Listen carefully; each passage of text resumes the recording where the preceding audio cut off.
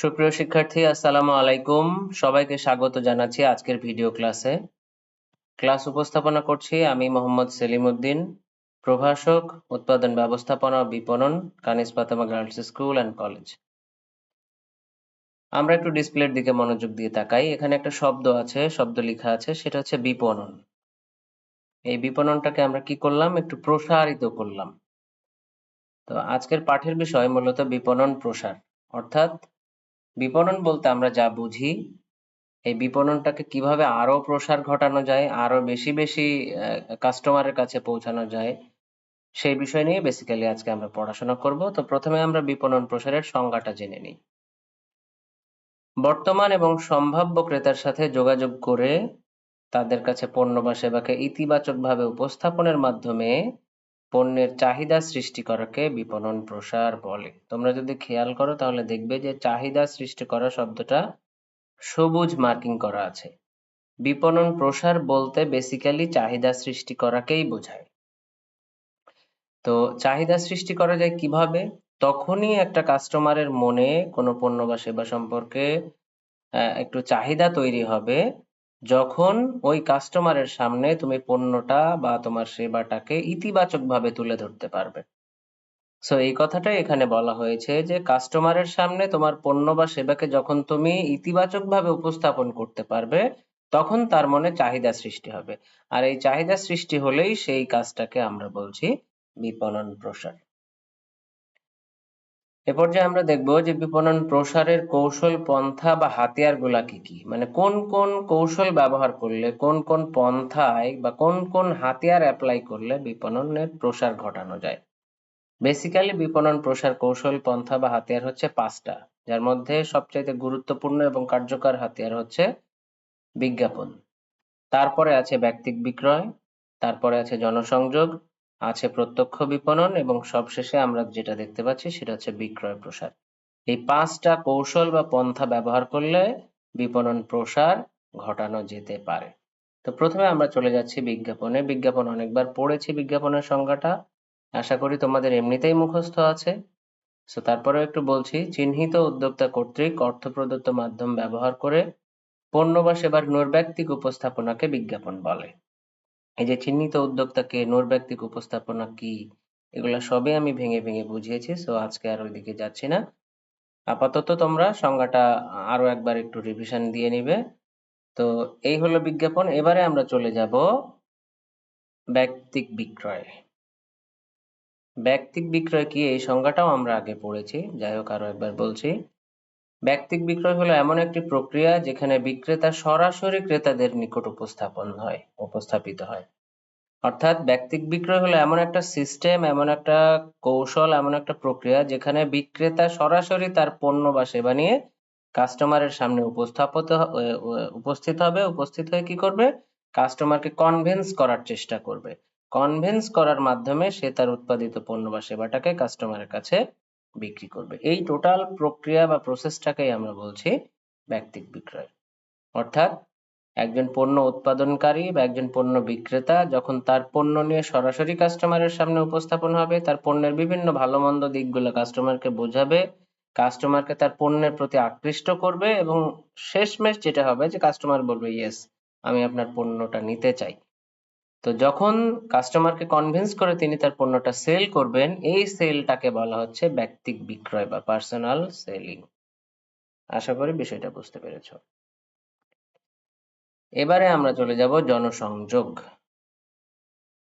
পণ্য ও প্রতিষ্ঠান সম্পর্কে ইতিবাচক ভাবমূর্তি তৈরির মাধ্যমে পণ্য বা সেবা বিক্রির প্রচেষ্টাকে জনসংযোগ বলে। জনসংযোগের কৌশলটা একটু ভিন্নধর্মী, একটু জনবান্ধব। কিরকম? আমি যদি আমার প্রতিষ্ঠানের কথা বলি, Kanis Fatema girls school and কলেজের মূল ফাংশন হচ্ছে ছাত্রীদেরকে শিক্ষা দেওয়া। কিন্তু এই প্রতিষ্ঠান চিন্তা করলো যে আশেপাশের এলাকা মোটামুটি শিক্ষার হার একটু কম, মানুষ স্বল্প শিক্ষিত, তো বাল্য বিবাহ সম্পর্কে তাদের ধারণা কম। সো এই এলাকার মানুষকে বাল্য বিবাহ সম্পর্কে আমাদের একটু সচেতন করা দরকার। তো তারা কি করলো, নবগ্রাম ইউনিয়নের পাশে একটা সভা ডাকলো, হয়তো প্যান্ডেল ট্যান্ডেল করলো, চেয়ার কিছু জোগাড় করলো, ব্যানার ট্যানার করলো। করার পরে তারা কি করলো, বাল্যবিবাহের নেতিবাচক দিক, খারাপ দিকগুলা সম্পর্কে এই এলাকার যে সকল মানুষজন আছে তাদেরকে বোঝালো।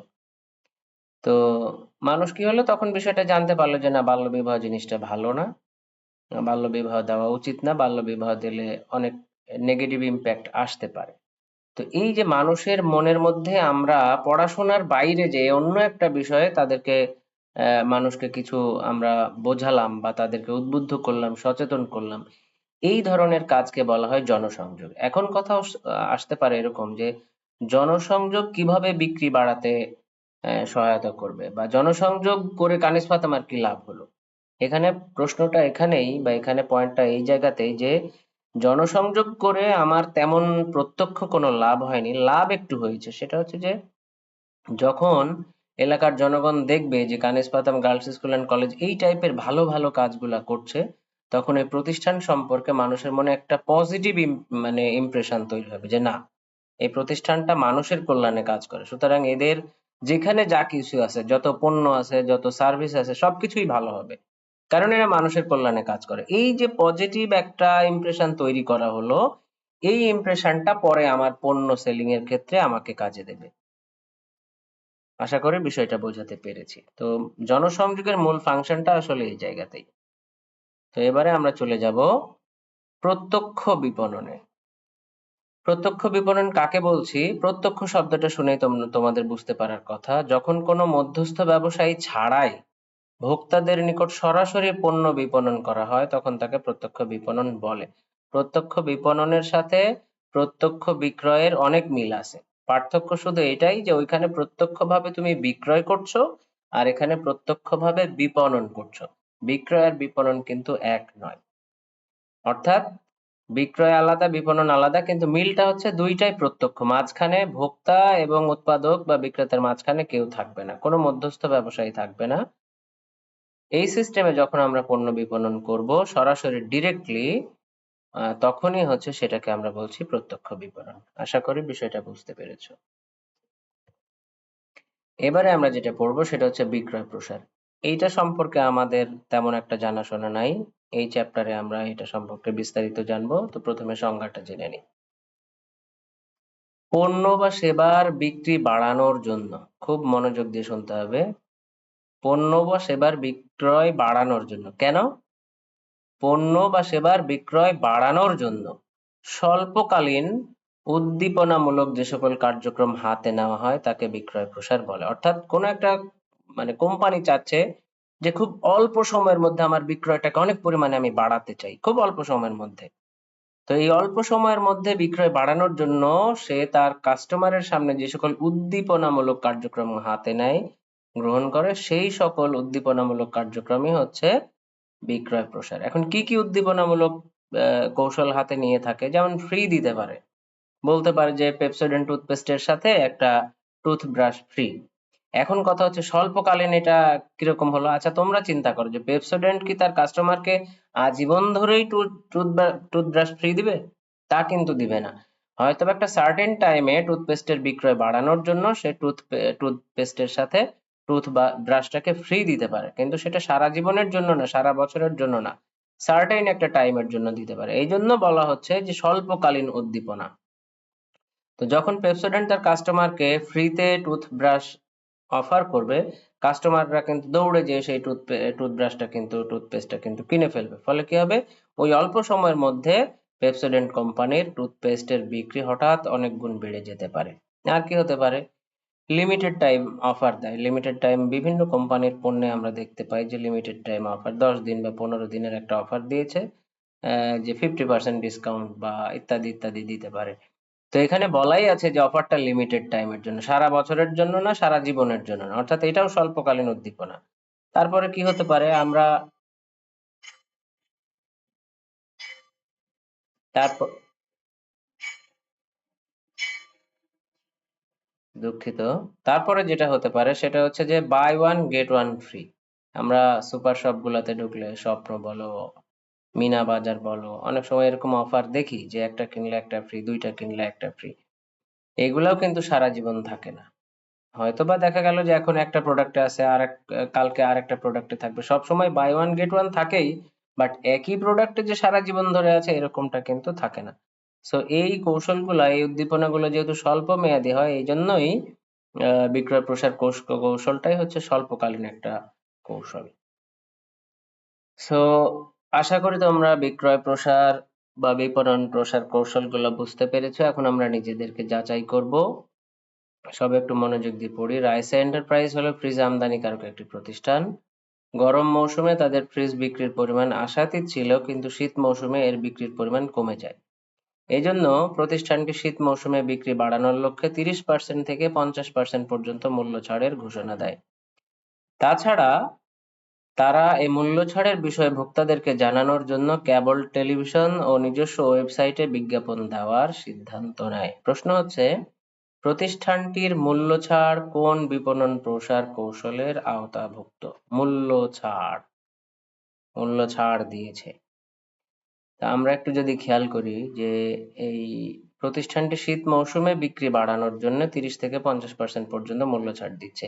এই 30 থেকে 50% ছাড় কি সারা জীবন থাকবে, নাকি একটা অল্প সময়ের জন্য দিয়েছে? ডেফিনেটলি অল্প সময়ের জন্য দিয়েছে। সো যেহেতু স্বল্পকালীন উদ্দীপনা, এই 30% বা 50% ছাড়ের ফাঁদে পড়ে কাস্টমাররা দৌড় দিয়ে যেয়ে এখন কিন্তু সবাই এই প্রোডাক্ট কেনা শুরু করবে। তাহলে স্বল্পকালীন উদ্দীপনায় উদ্দীপ্ত হয়ে কাস্টমাররা কিনতে শুরু করলো এবং ওই কোম্পানির বিক্রয় বেড়ে গেল। এই যে কৌশলটা, এটাকে আমরা কি বলতে পারি বলতো? এটাকে আমরা বলতে পারি বিক্রয় প্রসার কৌশল। আশা করি তোমরা সবাই বুঝতে পেরেছো। আচ্ছা, লাস্টেরটা বলি। লাস্টে যেটা বলছে যে মূল্য ছাড়ের বিষয়ে ভোক্তাদেরকে জানানোর জন্য টেলিভিশন ও ওয়েবসাইটে বিজ্ঞাপন দেওয়ার সিদ্ধান্ত নেয়। তো বিজ্ঞাপনের কথা তো বলেই দিয়েছে, এটা বিজ্ঞাপন, এখানে আসলে ওরকম কোনো প্রশ্ন নাই।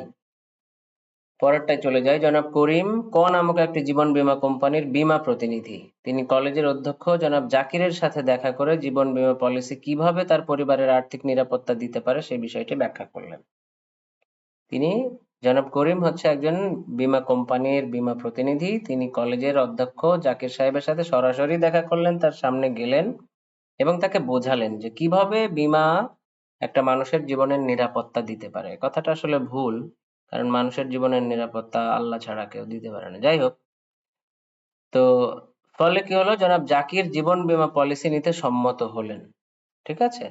যখন জনাব করিম ওই অধ্যক্ষ জনাব জাকিরকে বোঝালেন, কনভিন্স করলেন, তখন জনাব জাকির বীমা পলিসি নিতে সম্মত হলেন। পরবর্তীতে বীমা প্রতিষ্ঠানটি গ্রাহক সংখ্যা বাড়ানোর উদ্দেশ্যে বীমা গ্রহীতাকে ডাক্তারি পরামর্শ প্রদান, হাসপাতালে ভর্তি হলে ডিসকাউন্ট সুবিধা প্রদান প্রভৃতি স্বল্পমেয়াদী পন্থা অবলম্বন করে।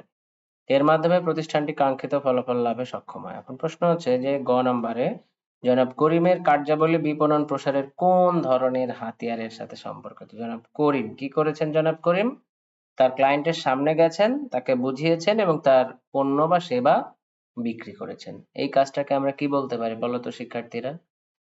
ডেফিনেটলি এটাকে আমরা বলতে পারি ব্যক্তিক বিক্রয়। কারণ ব্যক্তিক বিক্রয়ে বিক্রেতা তার পণ্য বা সেবা নিয়ে সরাসরি কাস্টমারের সামনে উপস্থিত হয়ে তাকে বুঝিয়ে শুনিয়ে মাথায় হাত বুলিয়ে দিয়ে তাকে তার পণ্যটা সেল করে। এখানেও তিনি সেই কাজটাই করেছেন। সুতরাং আমরা বলতে পারি যে জনাব জাকির সাহেব যেটা করেছেন সেটা হচ্ছে ব্যক্তিক বিক্রয়।